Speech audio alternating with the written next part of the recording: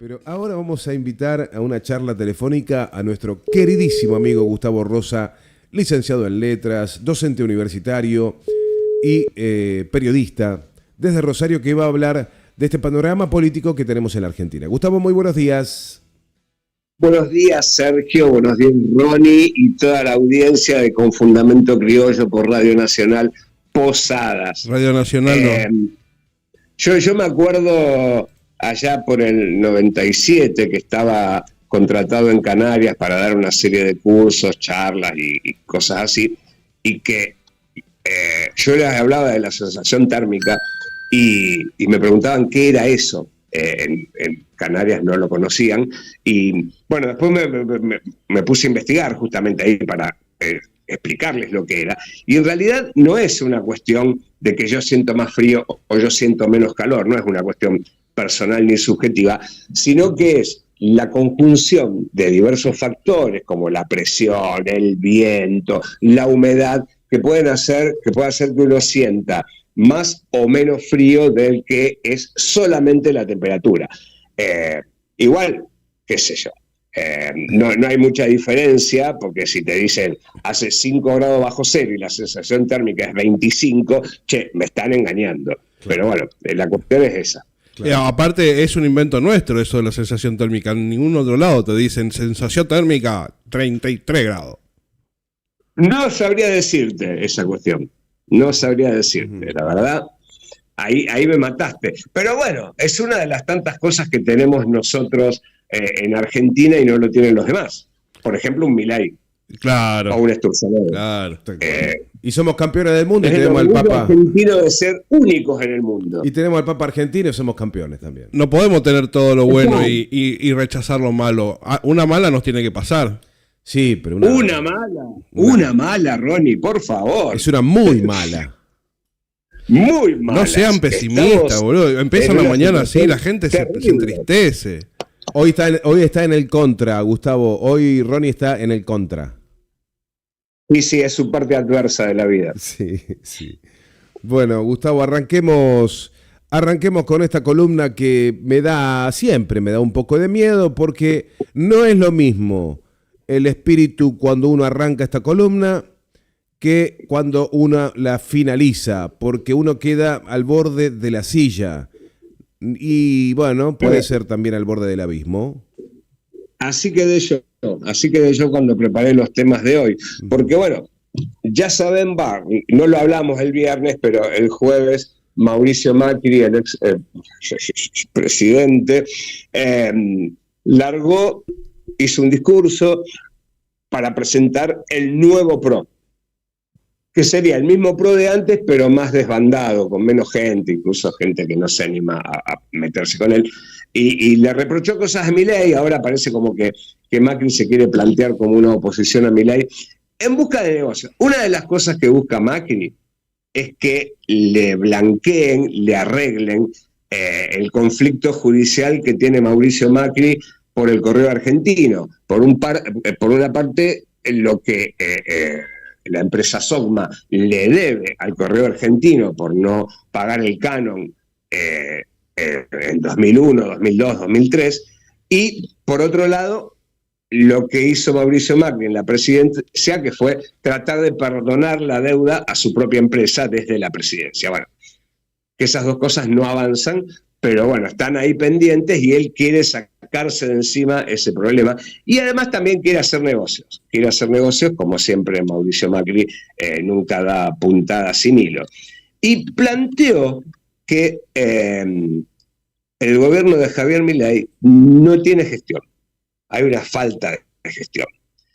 ¿Quién salió a contestarle? Federico Sturzenegger. Federico Sturzenegger, que fue funcionario de Mauricio Macri, después de haber sido funcionario de la Alianza y haber tenido sus problemas judiciales blanqueados por el megacanje y el blindaje, Federico Sturzenegger salió a defender a Javier Milei en contra de su otrora jefe político Mauricio Macri. Discrepo radicalmente, dijo Federico Sturzenegger. Y uno de sus argumentos para discrepar con Mauricio Macri fue que Caputo tuvo superávit en un mes. porque Macri no lo logró en sus 4 años de gobierno. Superávit, perdón, a mí me parece que no era superávit, sino déficit cero, equilibrio fiscal, pero que en realidad era muy trucho y que obviamente Federico Sturzenegger, como es un chanta, obviamente que miente sobre este tema, como miente en casi todas las cosas, ¿no? Es el problema de tener la disputa por la extrema derecha entre Javier Milei y Mauricio Macri, con Sturzenegger en el medio, que son chantas, los tres, y muchos más, ¿no? Pero Sturzenegger habla de superávit, cuando en realidad ni siquiera ellos hablan de superávit, simplemente hablan de déficit cero. Déficit cero, desde el punto de vista trucho, porque en realidad el principal déficit que tienen es el social, es el productivo, es el laboral, es el de exportaciones, es el de producción. De esos déficits no hablan. Hablan solamente del déficit en el Excel, en las planillas, que en realidad deja un tendal enorme. Y en este afán de seguir manteniendo el déficit cero, Federico Sturzenegger, que es, a ver, el título que tiene, el cargo que tiene, es prácticamente de pesadilla, porque es ministro de Desregulación y Transformación del Estado. Esas dos palabras, desregulación y transformación, son terribles, porque desregulación es un sustantivo que habla de la falta de controles a aquellos que siempre nos han estafado o se han exportado más de lo que les corresponde, no han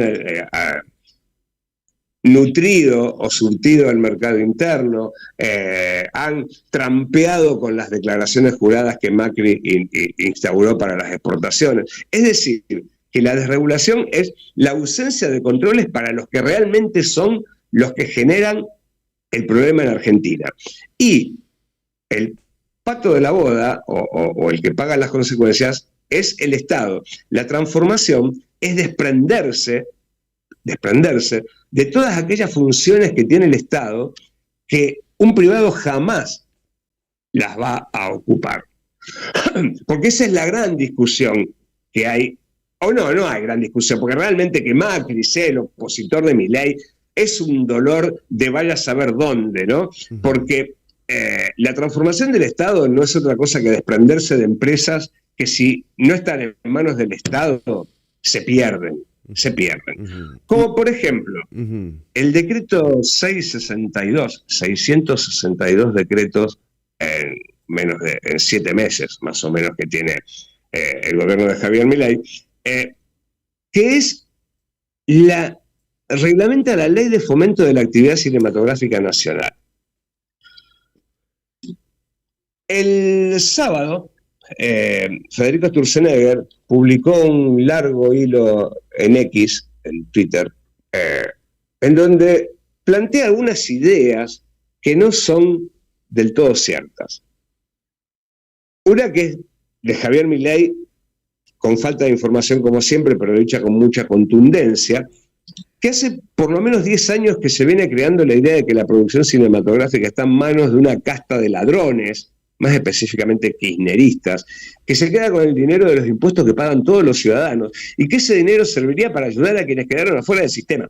Es decir, que el argumento que plantea tanto Milei como Federico Sturzenegger es que si no tuviéramos producción cinematográfica, nuestro país no tendría pobres.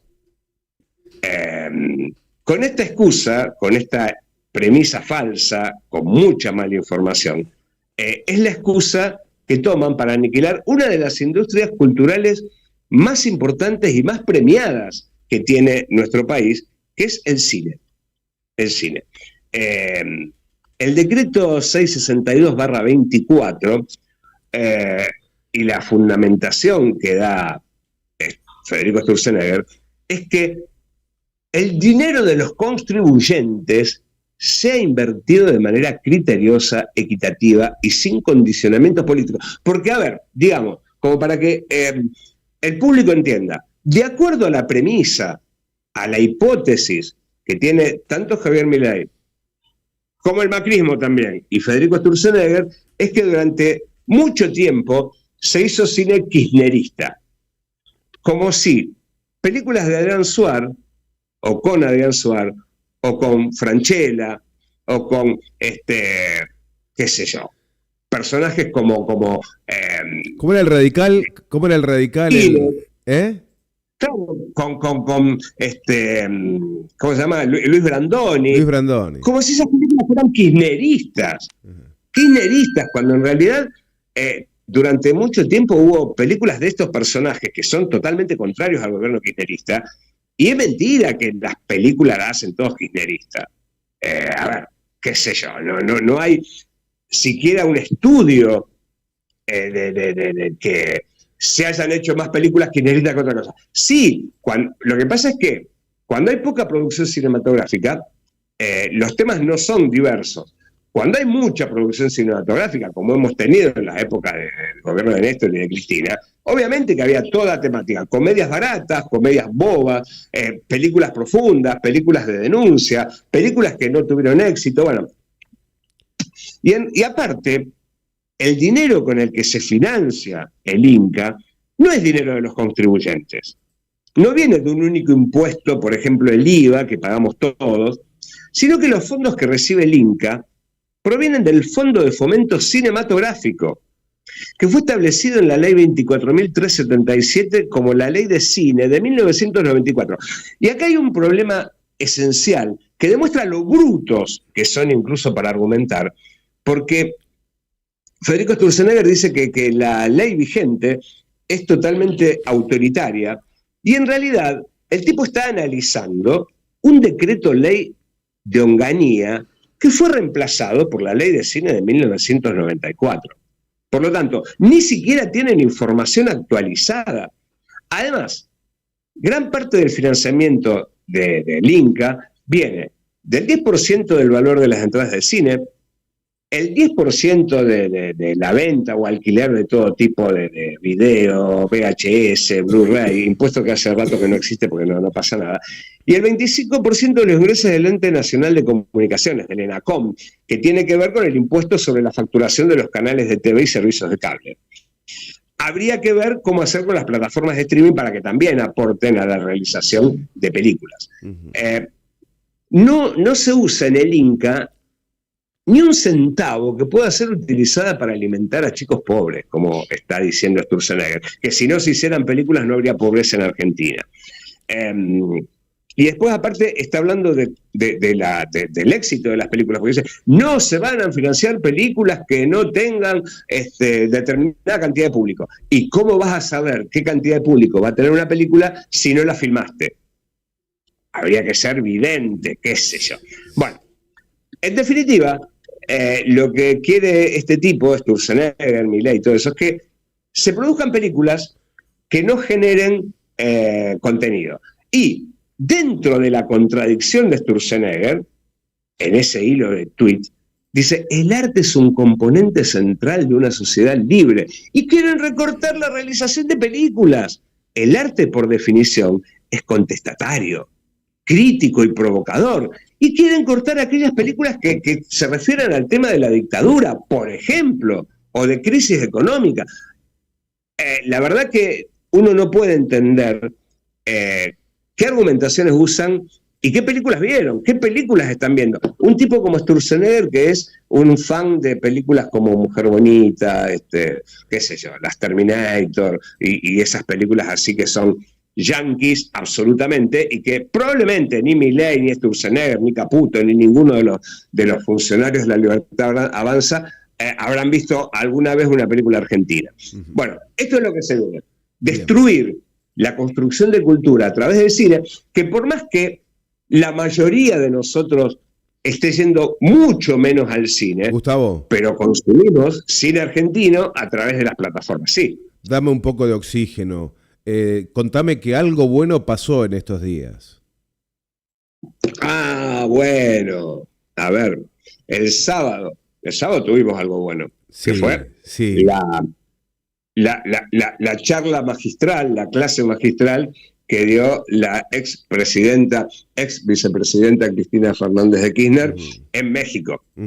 Así es. Donde rompió otro mito, porque tanto el macrismo pro, el radicalismo pro y la libertad avanza pro se manejan con prejuicios y con falsas informaciones, como que el peronismo, el kirchnerismo defiende a Venezuela y reconocen el triunfo de Maduro en las elecciones. No, Cristina salió a plantear una posición muy razonable.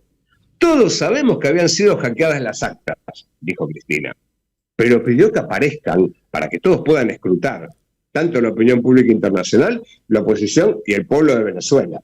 No dijo, viva Maduro, Maduro es el presidente.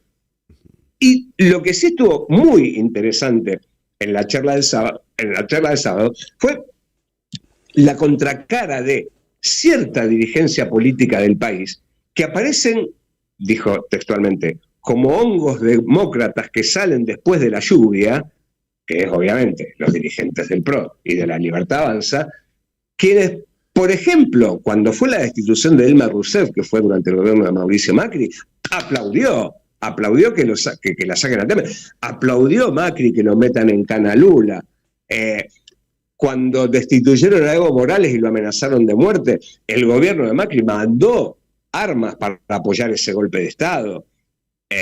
Y después hablan de democracia. Van a visitar a genocidas. Hacen todo lo posible para ponerse al lado de los genocidas y defenderlos y mostrarlos como pobres viejitos que los están encarcelando injustamente. Lilian Lemoyne. Lilian Lemoyne, lo que dijo en estos días también fue terrible, ¿no? Que cada uno tiene el derecho a visitar a quien quiera. Sí, no, y que podrían haber, no sé, podrían haber puesto bombas en jardines, que podrían haber asesinado gente, pero bueno, solo torturaron y por eso están presos. Es una locura. Sí, por eso, pero es a ver, a uno lo que lo desespera, más allá de lo que hagan los funcionarios o los diputados de la Libertad Avanza, es cómo están construyendo una forma de sentido común absolutamente absurdo, porque plantean que el gobierno de Venezuela es una dictadura, que Maduro se quiere quedar en el poder, todo eso que uno lo puede entender porque hay alguna cuestión extraña. Está bien, pero no negociemos con Qatar, no negociemos con Arabia Saudita, donde tenemos mandatarios que son hereditarios, que son herederos del mandato.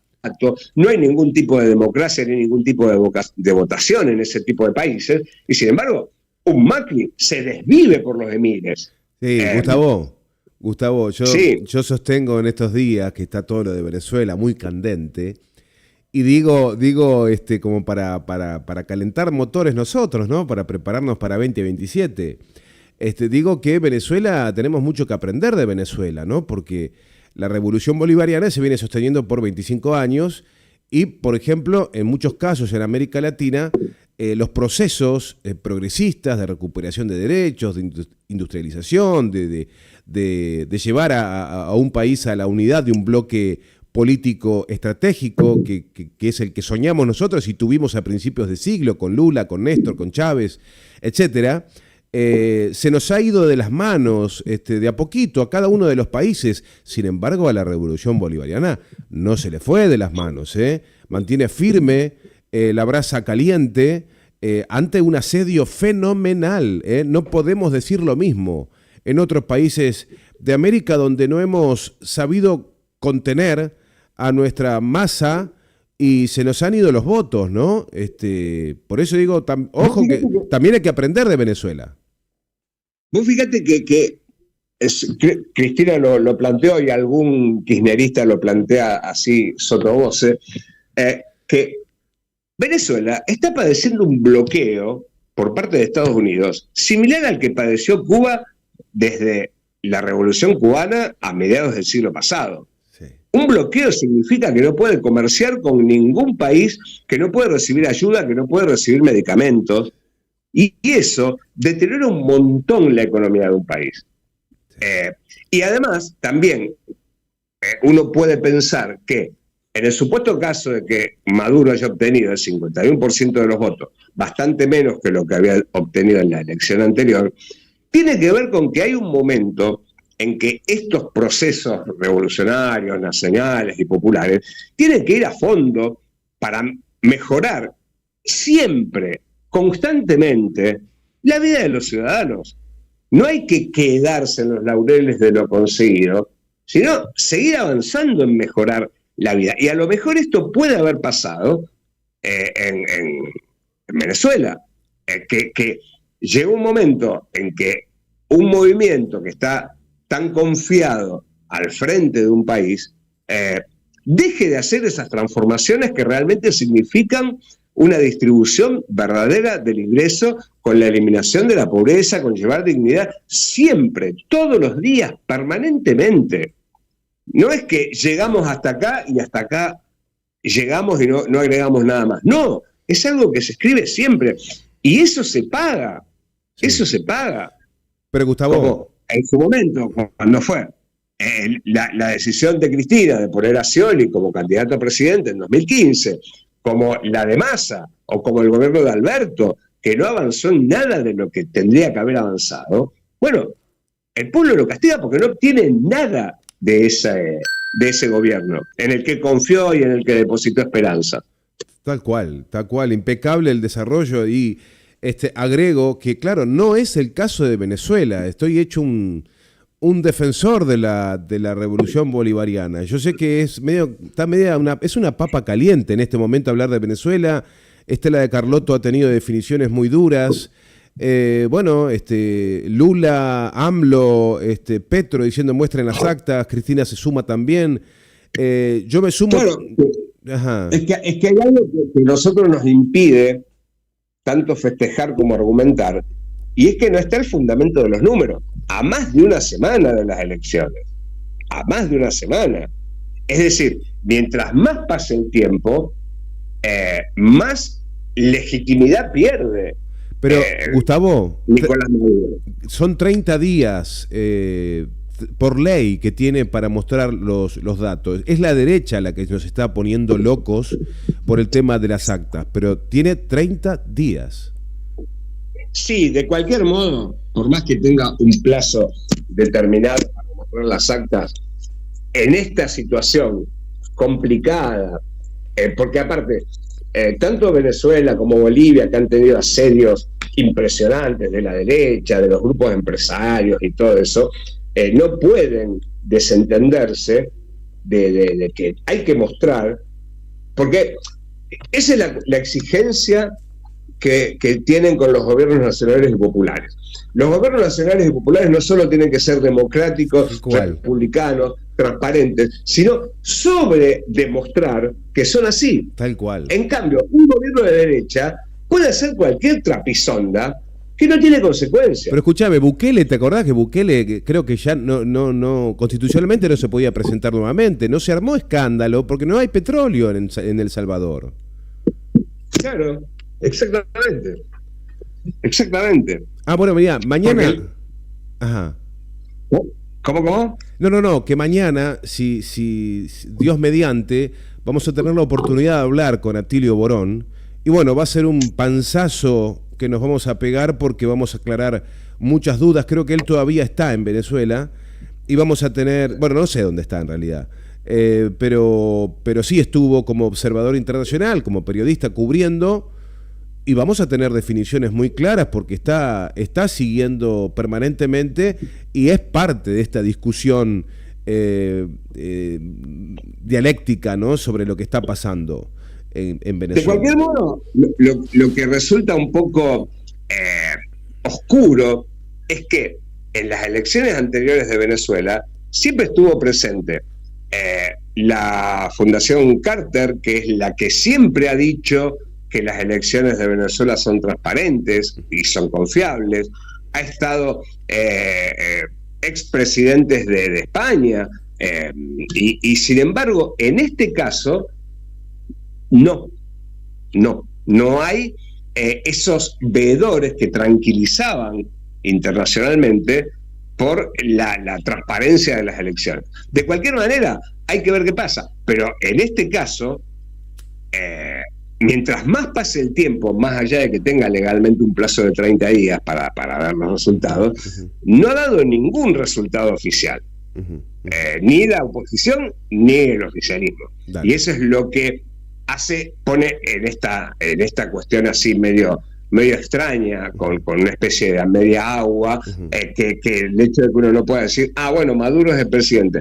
Una cosa fue cuando apareció Guaidó diciendo que era presidente en un canal de televisión y que en el gobierno de Macri reconoció que Guaidó era el presidente, y yo me encontraba con mucha gente que decía, sí, Guaidó es el presidente que si no fue elegido por nadie. Esto es distinto, pero si Maduro quiere legitimar su victoria, si es que la hubo, ya tendría que estar mostrando los papeles. Bien. Te demoré mucho con estas digresiones. Estabas hablando de Cristina, habló de muchas más cosas, Cristina, en México. No, bueno, genial fue cuando habló de América Latina, que es una región que nació de la utopía de la libertad en el siglo XIX. Es decir, América Latina se liberó de la corona española a lo largo del siglo XIX en búsqueda de la libertad y la independencia de la corona europea o de la corona española. Y estos tipos que nos están gobernando ahora hablan de la libertad, carajo, con una libertad que no es tal. Están discutiendo la censura, están imponiendo censura en festivales cinematográficos, están discutiendo una ley para que las Fuerzas Armadas intervengan en seguridad interior, y hablan de libertad que aparte no es solamente que un policía te meta en cana, sino también libertad de que no puedas comer, no puedas consumir. Si no hay libertad para acceder al bienestar, ¿de qué libertad estamos hablando? Si no hay libertad para que uno viva dignamente, como, bueno, después vamos a ver el informe de la UCA, pero si no hay libertad para vivir con dignidad y para alimentarse, ¿de qué libertad estamos hablando? ¿Libertad para quiénes? Y vemos en todas las medidas del gobierno que la única libertad por la que se preocupan es para los especuladores, para los aumentadores de precios, para los fugadores. Para eso es la única libertad que hay.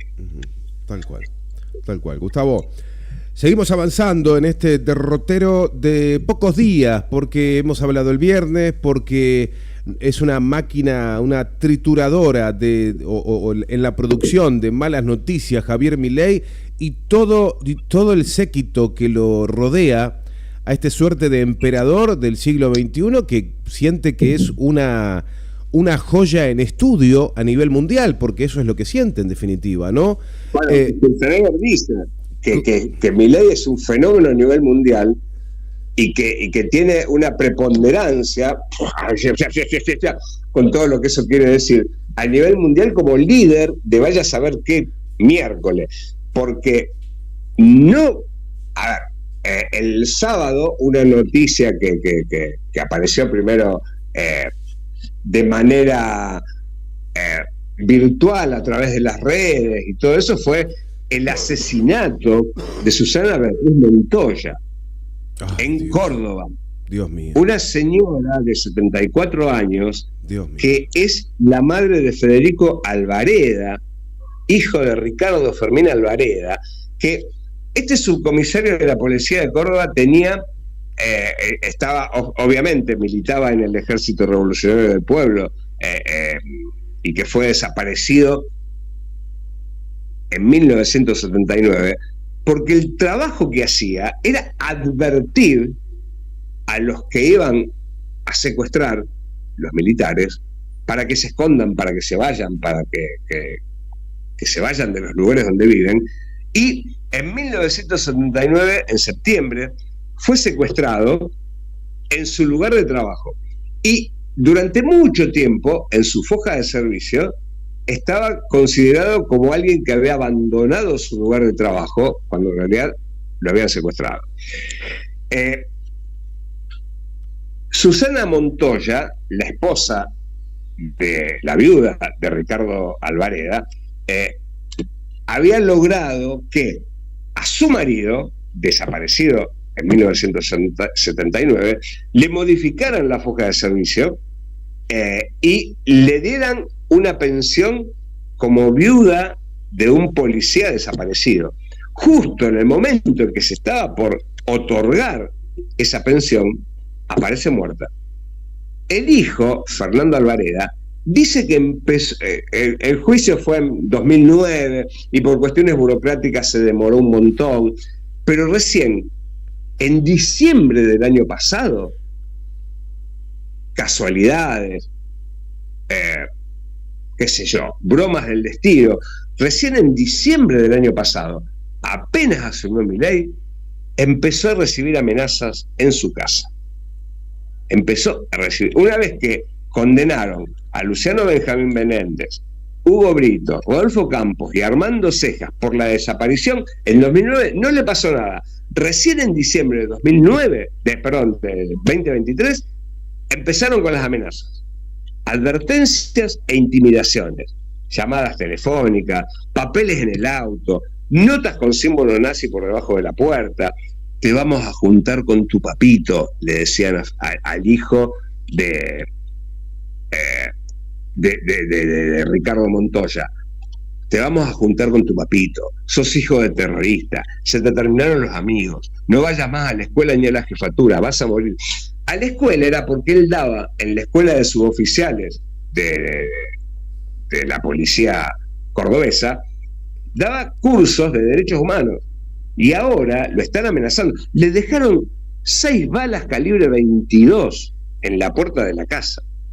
Así que bueno, es un caso terrible que se relaciona también con el que ocurrió el 5 de marzo de este año con Sabrina Volke, militante de Hijos, Fernando también es militante de Hijos, que entró a su departamento después de trabajar y se encontró con 2 tipos que la ataron, la amordazaron, la torturaron, abusaron sexualmente de ella y amenazaron con matarla. Y cuando fue atendida por la ambulancia y por los médicos, encontraron en el dormitorio una pintada que decía BLLC, es decir, viva la libertad carajo, ñoqui. No hay posibilidad de equivocarse en que el discurso de odio planteado desde el oficialismo habilita que un conjunto importante de seguidores, tanto ciudadanos comunes como militares o policías, se sientan habilitados para hacer este tipo de cosas. Mientras, y aparte cuando hablábamos antes de la cuestión de Venezuela, que como el caso de Logan, y Venezuela sirvió como elemento distractivo, el gobierno de Javier Milei incrementó la pobreza en Argentina. El 55% de la población argentina es pobre y el 20,3% es indigente. El nivel más alto de los últimos 20 años, y que comparado con el año pasado, aumentó más de un 10%, desde la asunción de Milei hasta ahora. Este tipo de exabruptos, caramelos de madera, como dice Adrián Murano, de elementos de distracción, bombas de humo o lo que fuere, están puestos en los medios hegemónicos que son apologistas del gobierno de Javier Milei para ocultar el daño que están haciendo en la población argentina. Tanto desde el punto de vista de la construcción de la memoria, verdad y justicia que llevamos 40 años construyendo, como desde el bienestar. Recordemos que Javier Milei decía que la justicia social era casi demoníaca, que era una atrocidad, que era una bestialidad, etcétera, etcétera, que el Estado no se tenía que hacer cargo. Recordemos eso, porque también mucha gente votó habiendo escuchado que Javier Milei decía que la justicia social era una aberración. Bueno, y estamos, uno todavía no, pero uno ve en el entorno que las ventas cayeron, la producción cayó, aumentó el desempleo, una baja del consumo. Y estas cosas que son trascendentes desde el punto de vista de lo que no reditúa a gran parte de la población, como es la política de derechos humanos. Ahora directamente eliminaron el INADI, el Instituto Nacional contra la Discriminación y la Xenofobia. Y evidentemente es por algo que lo están haciendo. Es por algo que lo están haciendo. Absolutamente. Es oportuno entonces hablar del crecimiento, Gustavo. Sé que esto no le gusta a muchos libertarios que entran a tus videos, Gustavo, a escucharte para luego comentar con algo de violencia no disimulada. Pero hablar de la pobreza en la Argentina y del aumento de la misma es sinónimo del nombre Javier Milei. Claro, porque además uno por ahí puede proyectarse en los momentos en que Cristina era presidenta, que fue los dos gobiernos de Cristina fueron una disminución muy importante del índice de pobreza y llegó al 26-27%, lo cual es un montón para un país como el nuestro. Hablar de un 24-25% de pobreza en un país tan rico en alimentos, en energía como es el nuestro, es una aberración.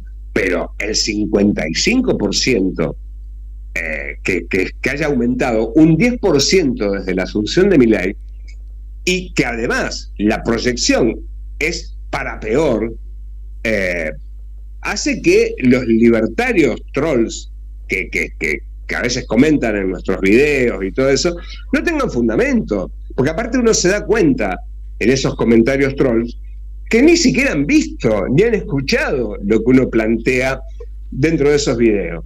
Se ven nada más que la fotito y dice, mirá la cara que tiene, mirá esto, mirá lo otro, están pagados, son caros, porque desde el oficialismo, como pasaba también en el gobierno de Macri, hay una estigmatización de todos los que se opongan a esto, que es el sentido común de derecha que ellos están trayendo para destruir el país, la economía y a nosotros mismos.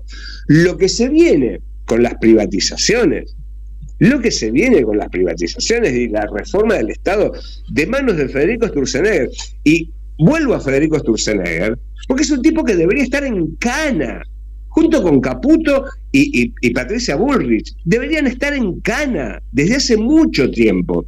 Y sin embargo, el tipo está muy orondo, regalando, proyectando regalar empresas del Estado.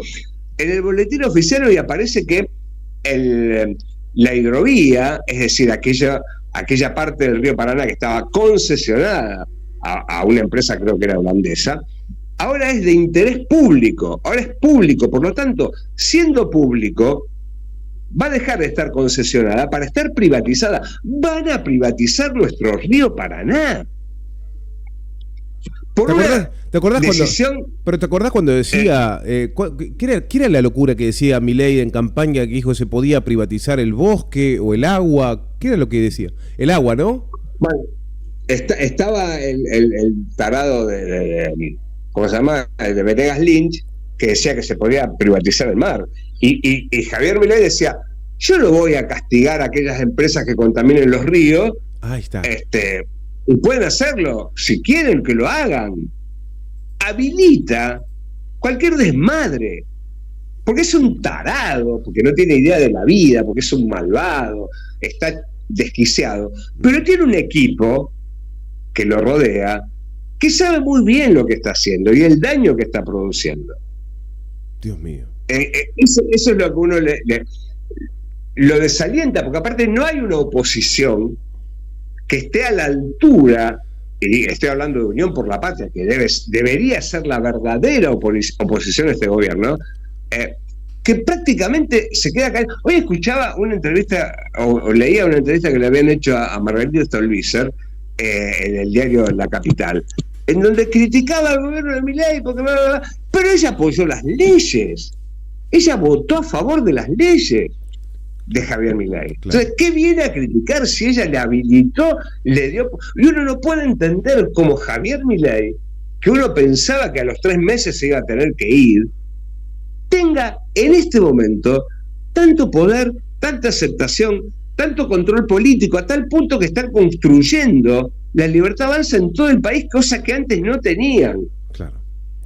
Y lo construye una idiota como Karina Milei, que uno de solo verle la cara sabe que no tiene capacidad ni para jugar con tierra.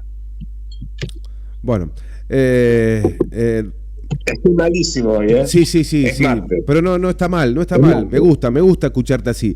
Se nos fue un poquito la hora, Gustavo, pero nos queda reglamentación de la ley bases. Bueno, eso es lo que estábamos hablando antes de que parte de la ley bases tiene que ver con las privatizaciones, tiene que ver con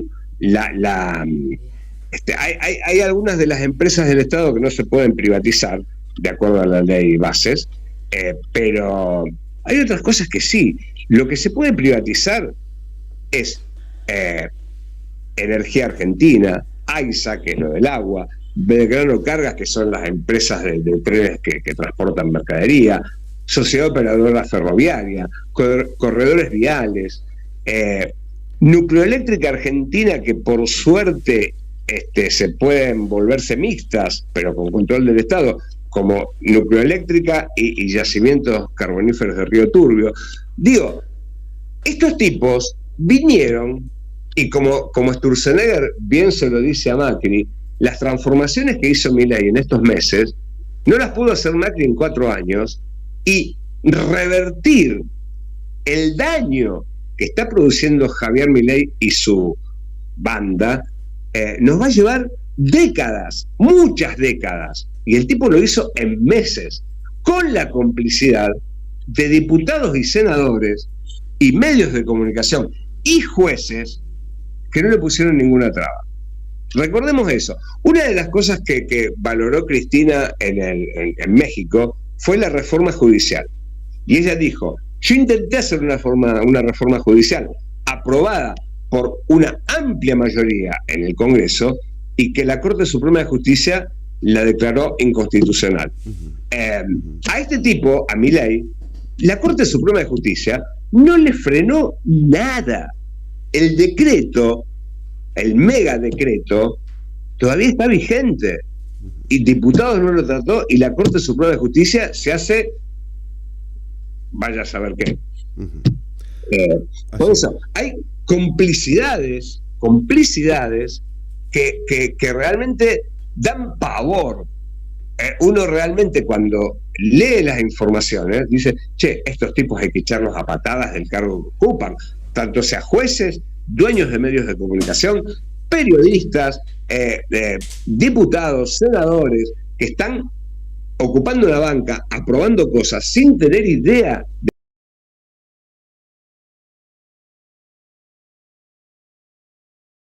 Gustavo, llegamos entonces al final de la columna. Agradecerte profundamente este tiempo y la promesa de reencontrarnos el viernes y seguramente con mucha más información para compartir. Agradecerte mucho.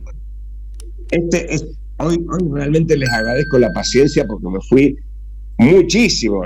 Yo estoy viendo acá en el celular 43 minutos con 21 segundos, nunca paso de los 28 o 29 minutos, pero bueno, les agradezco la paciencia, le agradezco que me hayan contenido emocionalmente con todo esto que está pasando y nos vemos el viernes. No, pero es un profundo placer y muy necesaria tu columna. Gustavo, agradecerte mucho, un abrazo fuerte, hasta el viernes.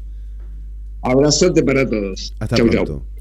Bueno, la palabra de Gustavo Rosa en esta columna del panorama político a nivel nacional, compartiendo con nosotros su mirada, reflexiones en torno a estos temas que ha puesto en agenda y que no se habla en otros medios. No sé qué pasa, ¿no? O se tratan de otra manera, más liviana o interesada. Acá vamos al hueso, incluso estando o no de acuerdo, vamos al hueso con un montón de temas que están sucediendo en nuestro país y en el mundo.